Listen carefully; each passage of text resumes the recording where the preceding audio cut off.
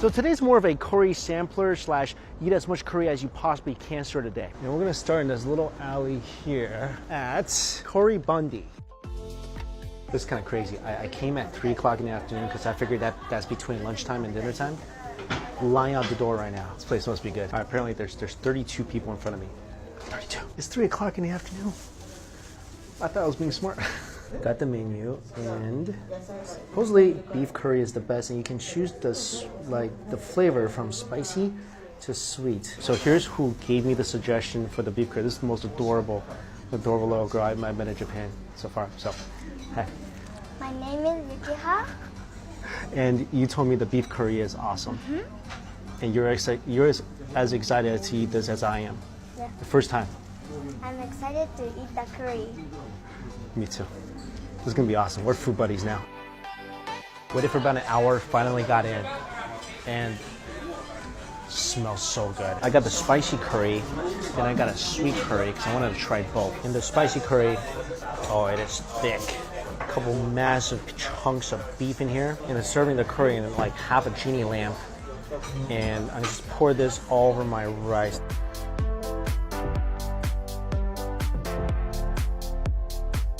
That is not going to waste.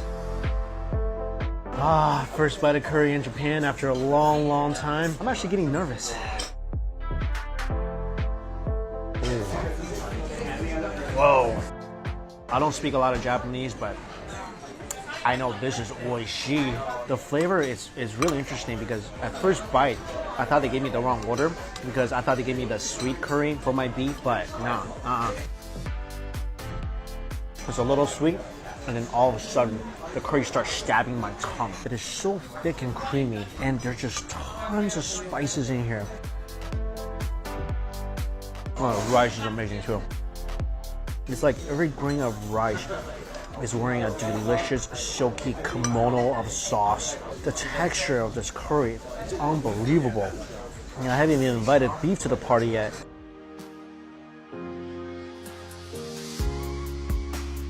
Yoka, if you're watching, thank you so much for this recommendation.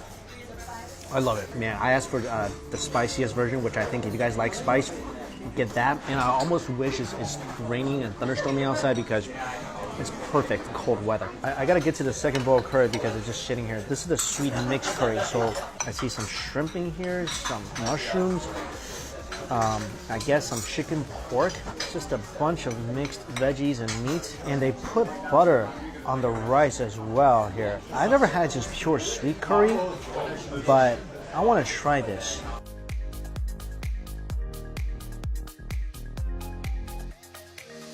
Just between you and me, and don't tell hot oil this, but I almost like this better than the spicy version. The heat is awesome, and I always welcome it, and I love it. I'm able to taste more of the curry itself, and the flavor is a lot deeper without the heat. I really never had curry this smooth before. It really just feels like a soft, silky sheet.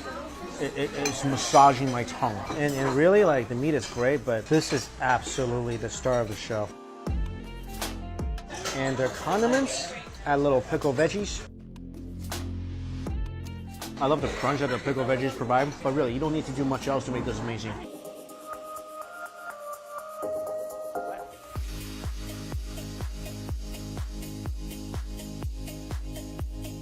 So this is a cheesy curry ground meat. Really a lot soupier than the last curry I had. The cheese is not very poly and a lot more tomatoes in here. This place, I heard good things about their cheesy curry, and that's mainly why I'm here.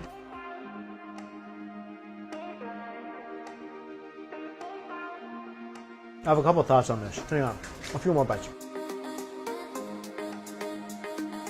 This is for sure yummy.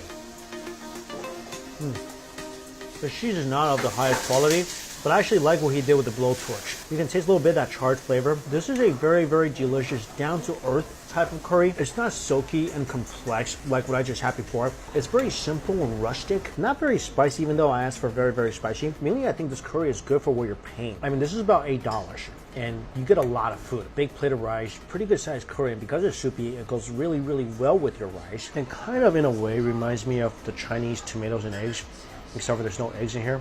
But It is really tomatoey, and it makes the rice really, really saucy. Also, they cook this thing in like 3 minutes, so if you want something that's fast, cheap, pretty yummy, good sized portion, this is your spot. Coco Curry House. I got a tonkatsu curry with cheese, and I asked them to add an egg on top. And I also wanted to try the chicken zaimai curry. And here, you get to add the different spice levels, and you gotta pay extra for that.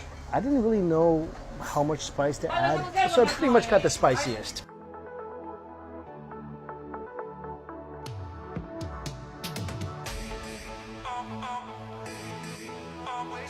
This place, all they give you is a spoon. And I got 2 curry. One is a tonkatsu with cheese and egg, because I saw this egg, I saw someone eating it, and I knew I had to have it. Look at this egg. This egg needs a fragile sticker on it. You gotta take care of it as you would a loved one, because it's a gentle soul. And then the curry itself, there's cheese in the curry, and the tonkatsu, nice and crispy on the outside. That's a pretty juicy piece of meat. The chicken is a mix of 3 different types of chicken. You got stewed chicken inside the curry. You got karaage or fried chicken. Again, nicely crispy on the outside. And then there's a chicken cutlet. And just like the pork, this thing looks juicy and delicious. And for about $10, it's a good size helping. Start with the cheesy curry. Look at this egg. My gosh. I love how my rice interacts with this curry. This is so beautiful. You know, rice wearing a coat of curry, that looks better than the best dressed award at the Oscars, right? I mean, isn't this prettier? I think so. Oh, wow. Oh, that curry is creamy. Actually, let me just try the egg. Oh, man. That egg is so creamy. The curry itself, let me just, some bits of pork.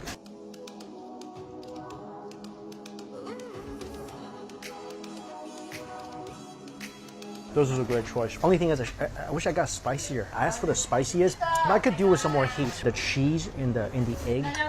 I feel like if you're gonna get any curry at this place, you've gotta add egg to it. And the tonkatsu, this thing is actually fried really nicely.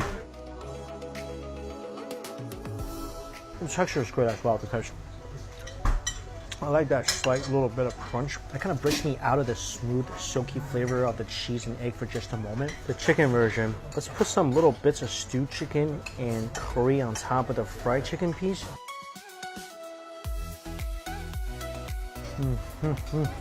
Little chicken cutlet. Actually, this plate for some reason is much spicier than my last plate. This is more of the spice level I like. I like to feel like the curry just stabbing me just a tiny little bit. That's my perfect spice level. Just coating the rice with this aggressive, spicy, fragrant flavor. And by association, the rice becomes smooth too. Oh my God. Okay, this next place I'm going to is in the Okikuba area. Yoshida Curry. Highly recommended. And the reason I said oh my God is because, I mean, it is a lot of people in line. So this place right here, that's not Yoshida Curry. This is not. That right there, that is. I just found out why there's such a long wait. There's only 7 seats up there. I'm thinking another hour. 2 hours and counting right now. Ah, here we go. So oh man, so you come into the stairwell and you still gotta wait. But hey, at least I got in. Can you imagine waiting for 2 hours until you can't come at all? That's like a food nightmare for me.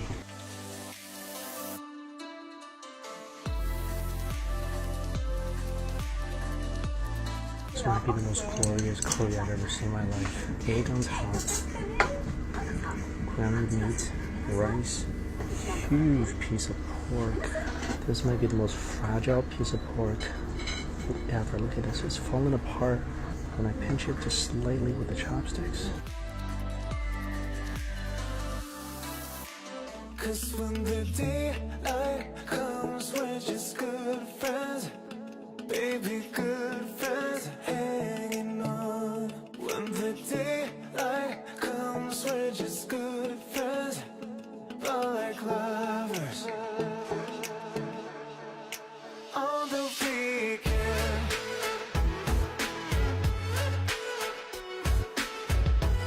Oh wow, my mouth is still burning.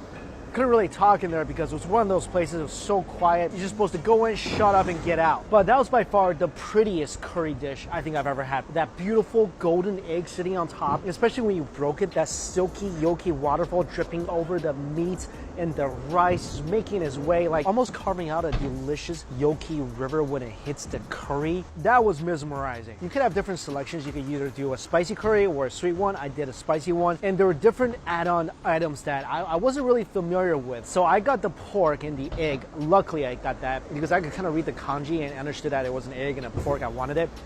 But there's a couple of things that other people got I didn't know was on the menu. One was some sort of vegetable, and the other was some kind of like cream looking thing. Something else I gotta say, that pork that he braised, I mean, you can't even blow on it without damaging that baby. That was just incredibly delicate and soft and tender and delicious. In that curry, when you ask for spicy, it's pretty spicy. And the egg was a great move because it provides a smooth, creamy contrast to the spicy curry. All in all, really good curry dish. But if you ask me, would I do this again? Would I wait 3 hours for this dish?